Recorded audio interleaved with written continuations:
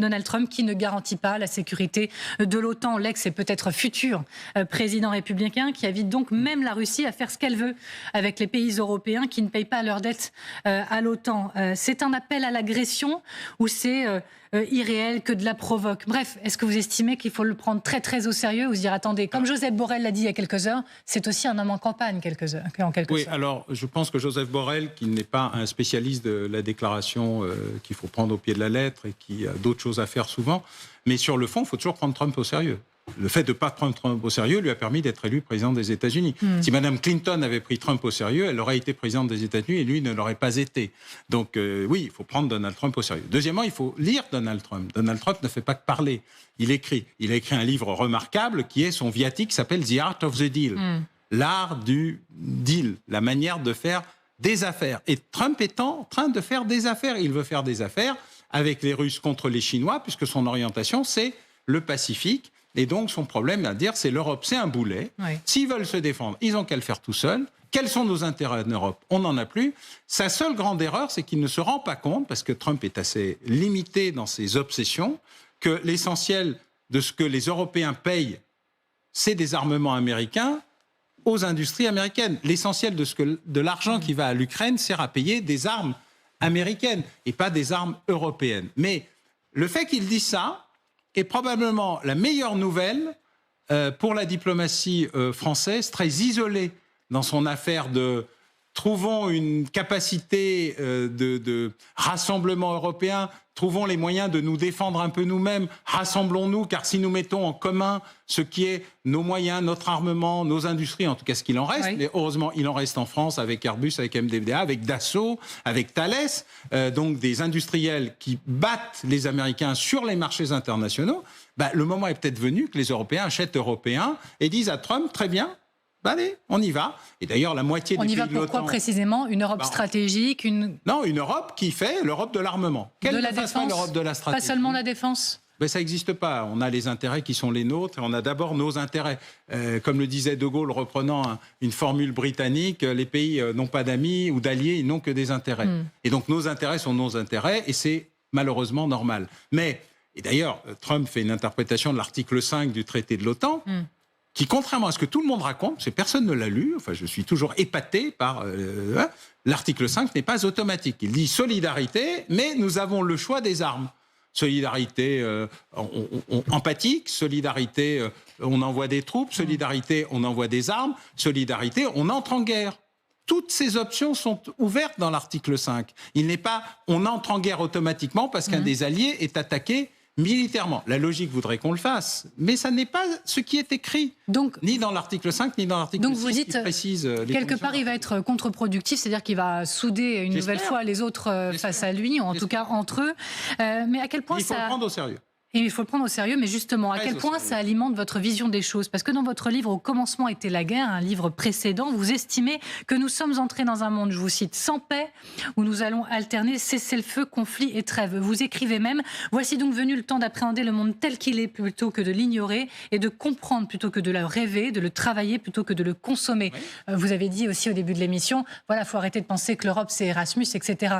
Back to reality pour... bien sûr.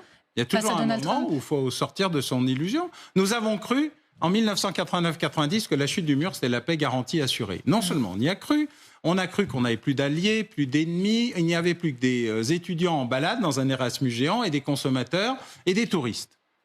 Comme si la guerre avait disparu. Or, durant cette période qui va de la chute du mur à la guerre en Ukraine, il y a eu des dizaines de guerres, y compris proches de l'Europe, en ex-Yougoslavie, en Tchétchénie, en Moldavie, en Ukraine...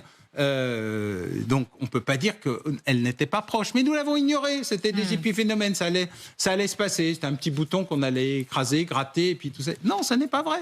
Et donc pendant ce temps-là, jusqu'à l'opération en Serbie, on a pu croire pendant 10 ans, vraiment, à une vraie paix.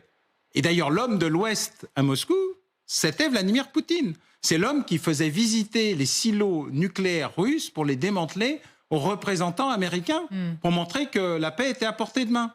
Mais en 1999, Evgeny Primakov, Premier ministre de Boris Eltsine, un homme tout à fait charmant quand il était sobre,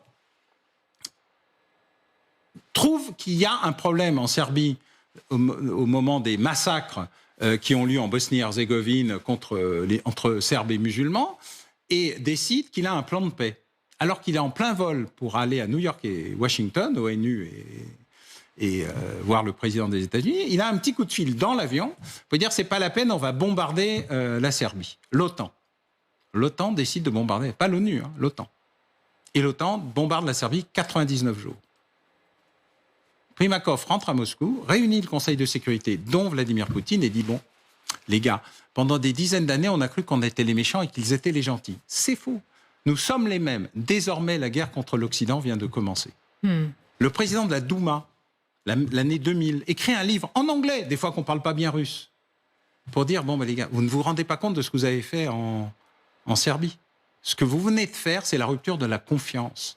Et ce n'est pas une rupture momentanée, c'est une rupture finale, tragique. Vous venez de nous renvoyer de notre côté, et donc vous le payerez. Depuis cette année-là, donc depuis 1999, ça fait 20 ans que les Russes se préparent.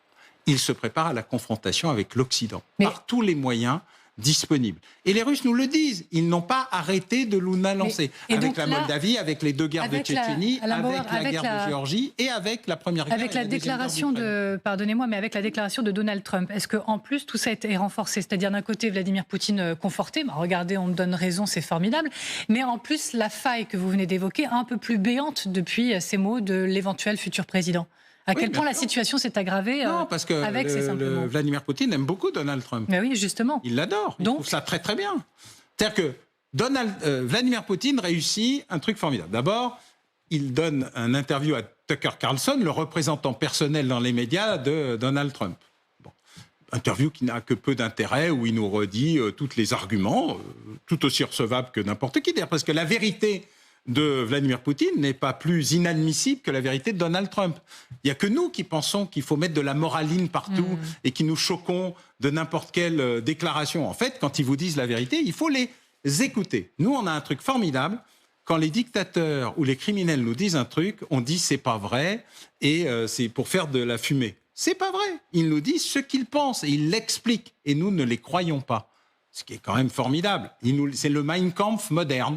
Il vous dit, je vais tuer tous les juifs. On dit, non, non, il va le faire. Puis il le dit, il va le faire. Quand Xi Jinping dit, un jour, je récupérerai Taïwan, et ça sera avant 2032 ou 2035. Mais vous dites que c'est pareil avec Donald Trump. Quand il dit les choses, il faut arrêter Quand il dit les choses, il faut l'écouter. Quand Poutine dit quelque chose, il faut l'écouter. Et surtout que Poutine nous a expliqué en 21 pages pourquoi il envahirait l'Ukraine, qui est un pays qui ne peut pas exister. Il faut qu'on ouvre un autre dossier, parce que clairement, c'est très dense aujourd'hui encore.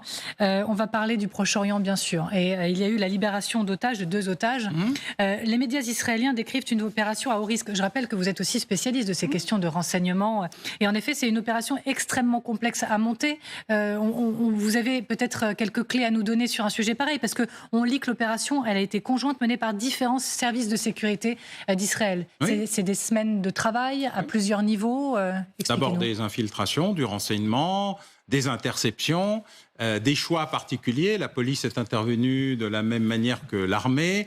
Des unités très spécialisées, y compris des unités de ce qu'on appelle des unités de recherche en profondeur, qui sont à la fois spécialisées dans les commandos pour détruire discrètement un poste ennemi, ou pour récupérer, par exemple, un pilote tombé en territoire adverse et qu'on essaye de sauver. Donc, il y a des techniques et des techniciens, ils sont de très grande qualité en Israël. Mais ce qui est intéressant, c'est que pour la première fois, on est passé du bombardement massif, vengeance et représailles, à une vraie opération de libération d'otages. Pourquoi ? D'abord, parce que ça nécessite du temps pour savoir où ils sont.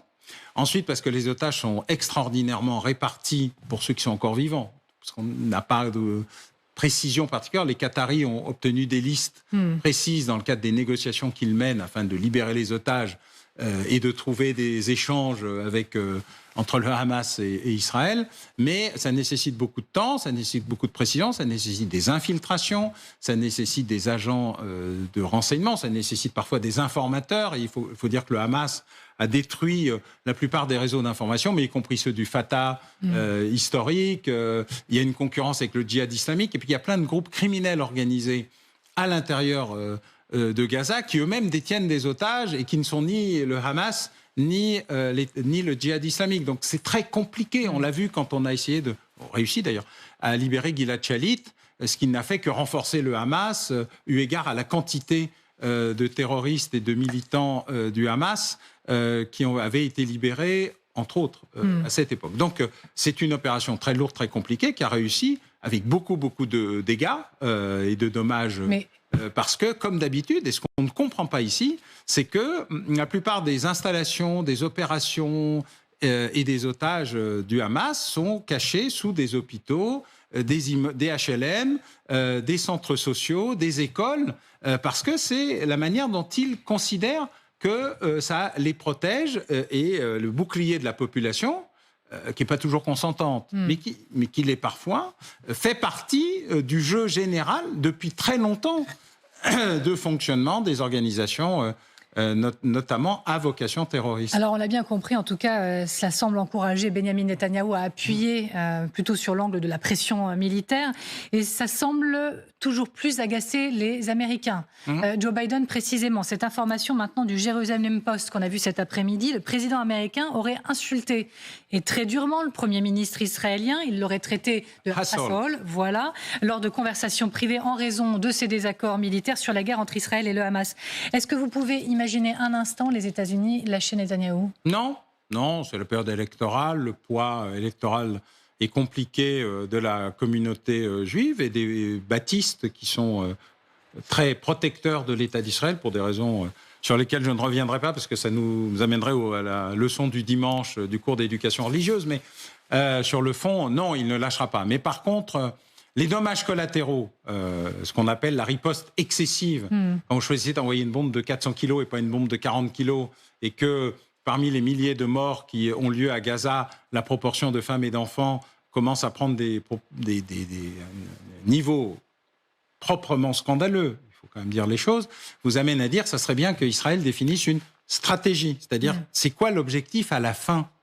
Parce que l'objectif à la fin ne sera pas la disparition de presque 2 millions de Palestiniens. Ils ne vont pas s'évaporer dans l'air. Et il parle de l'éradication du Hamas. Ils n'iront pas en Palestine, en Jordanie, et ils n'iront pas en Cisjordanie. Donc il y a un moment, il va bien falloir se rendre compte qu'il faut une voie de sortie. Le seul qui a les clés de la sortie pour l'instant, c'est Mohammed bin Salman, le prince héritier d'Arabie Saoudite, parce qu'il a à la fois la puissance, l'argent, les accords d'Abraham et la capacité d'eux. Mais la question, c'est la survie de Benjamin Netanyahou. Il sait très bien qu'il ne survivra pas à la commission d'enquête sur l'affaire du 7 octobre. Et donc, tout ce qui dure est une garantie de 1 jour de plus. Le problème, c'est d'arriver à ce qu'il arrête pour définir une stratégie claire sur qu'est-ce qu'il veut. Parce que l'attaque de Rafah, avec la reprise d'un certain nombre de combats dans le Nord, qui pose d'autres problèmes, c'est-à-dire que le Nord n'est pas totalement, entre guillemets, pacifié. Verrouillé. Et d'ailleurs, ça n'arrive jamais dans ce type d'opération. Et pose un problème majeur, c'est quelle est la stratégie d'Israël. Et quand vous discutez avec les Israéliens, quand vous lisez la presse israélienne... Ce que vous faites, ce que je fais tous les jours, et je veux dire, avec eux assez régulièrement. Échanger avec les Israéliens. J'enseigne là-bas régulièrement, c'est de dire, bon, j'ai bien compris, tout ça, et voilà, c'est la vengeance et la représaille. D'ailleurs, s'il y avait eu l'équivalent en nombre de morts du 7 octobre en France sur des citoyens français, c'est-à-dire si Monaco avait attaqué la France... et tuer à peu près 12 000 nos citoyens, je pense que nous aurions déchiqueté Monaco, envoyé une bombe nucléaire, enfin bref, des choses absolument... Parce que c'est la pulsion de la vengeance et de la revanche. Mais à la fin, il faut quand même une porte de sortie, car tous les citoyens de Gaza, toutes les femmes de Gaza et tous les enfants de Gaza ne sont pas responsables du 7 octobre. Alain Bauer, le temps file parce que c'est passionnant, c'est bon signe comme je dis régulièrement, mais il nous reste vraiment peu de temps. Je voudrais évoquer votre livre « Tu ne tueras point ». Et cette question, voilà plusieurs minutes maintenant qu'on évoque un peu toutes les difficultés de la géopolitique actuelle. Et quand je dis difficultés, je suis bien sympa. En fait, c'est quand même de la violence chaque jour, depuis 2-3 ans, toujours plus forte, les guerres qui nous entourent. À quel point ça explique potentiellement une montée de la violence dans nos sociétés, dans notre société française? Alors, il y a des cycles de violence et ils ne sont pas tous liés à la guerre. Mais vous avez raison, nous avons un moment particulier où ce que j'appelle la crise totale. Nous vivons une crise sociale, une crise sanitaire, une crise économique, une crise militaire, une crise agricole, une crise sécuritaire, et elles ont toutes lieu en même temps. Aucune n'est terminée et toutes se rajoutent les unes derrière les autres. D'ailleurs, moi, je n'aimerais pas être ministre, Premier ministre ou Président de la République. C'est vraiment un truc qui n'est quasiment jamais arrivé en période de paix, car nous ne sommes pas officiellement en guerre. La guerre est autour de nous. Pendant presque 500 ans, on a régulé la violence, on l'a domestiquée, et notamment l'élément le plus important qui est la violence homicide. C'est-à-dire qu'on est passé de la pseudo-idée du sentiment d'insécurité, c'est un peu comme Hassel, la traduction est aléatoire, au climat de violence. Or, jamais il y a eu autant d'homicides. En tout cas, il y a une reprise des homicides depuis 20 ans qu'on n'a pas bien vue et qui nous a amené depuis 10 ans à une reprise qui nous a fait dépasser les 1000 alors qu'on était à moins de 700. En matière de tentatives d'homicide, qui ne sont que des homicides ratés, l'homicide c'est une tentative réussie, on est à 5000. Les coups et blessures volontaires prennent des proportions gigantesques. La question des violences sexuelles et des agressions, des effets MeToo, de l'inceste, sont des effets de révélation, mais qui perturbent beaucoup le sujet.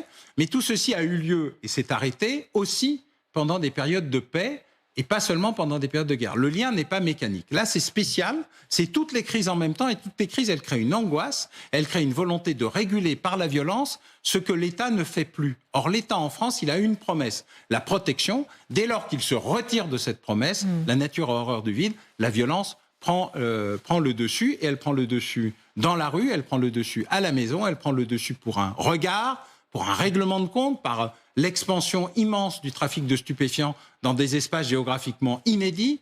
Avant, c'était les grandes villes, puis les banlieues, puis les agglomérations, puis les moyennes villes. Maintenant, c'est les petites villes. Bref, c'est un peu partout. Et c'est ce cumul-là de cette violence, parce qu'on ne fait plus confiance à l'État, parce qu'il est trop lent, parce qu'il ne répond plus à sa promesse, et cumulé, vous avez raison, avec l'état général de la société où tout est violence, qui amène mécaniquement à considérer que c'est plus rapide de régler ses comptes tout de suite que de faire confiance aux médiateurs ou aux régulateurs.